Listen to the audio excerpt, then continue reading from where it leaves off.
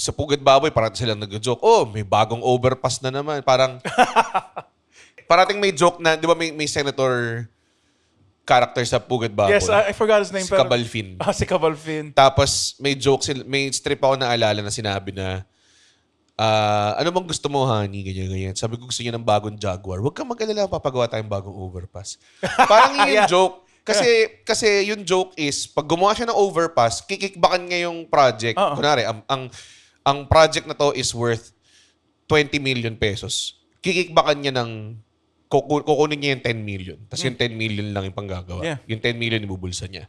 Ganon dati. Ngayon 100% eh. Hindi nga ginagawa yung putang inang project eh. Nakakatawa eh. Di ba? Like, di ba kung pupunta kang school, di ba? Oh, submit your projects. Kung half-ass nga yung project mo, yung teacher, papagalitan ka. Pagalitan ka eh. Kung wala kang project. Ito, di ba? Wala kang project, tapos bine-benefit mo lahat.